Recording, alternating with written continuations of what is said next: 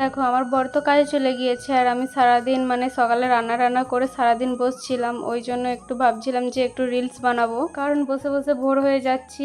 ওই জন্য একটু রিলস বানিয়ে নিলে মনটাও ভালো হয়ে যাবে। তাই জন্য এই দুটো শর্ট কুর্তি বের করেছি পরবো বলে। তারপরে মনে পড়লো যে কানে ফুল দেবো, ফুলটাই তো তোলা হয়নি। ওই জন্য আমি আবার ছাদে চলে আসলাম ফুলটা তুলতে। ভেবেছিলাম তো জবা ফুল নেবো, কিন্তু জবা ফুল পুরো শুকিয়ে একেবারে দুমড়ে আছে। আর তারপরে কাঠগোলাপও শুকিয়ে গেছে। শেষমেশ এই গোলাপি কালারের গোলাপ ফুলটাই আমার পছন্দ হলো, মানে একটাই বেঁচে ছিল আমার জন্য। তারপরে আমার রেডিও হয়ে গেছি দেখো। এবারে আমার রিলস টিলস করাও হয়ে গেছে। আর রিলসটা করতে আমার পুরো 2 ঘন্টা সময় লেগেছে। ভরা সন্ধ্যা হয়ে গেছে। আমি সবসময় ভরা সন্ধ্যাবেলা করে এই পিঙ্ক কালারের লাইটটা জ্বালিয়ে আর আমি একটু ঠাকুরের নাম নিই। তোমাদের বলেছিলাম না আমাদের ঘরটা একটু দেখাবো, মানে আমার ঘর তো গোছানো হয়নি, কিন্তু ফল সিলিংটা আমি তোমাদের দেখাচ্ছি। দেখো কত রকম লাইট আমাদের ফল সিলিং এ। আর এই যে ঝাড়বাতিটা, ওইতে হচ্ছে 5 রকম রং কালার হয় আর গানও চলে ব্লুটুথ।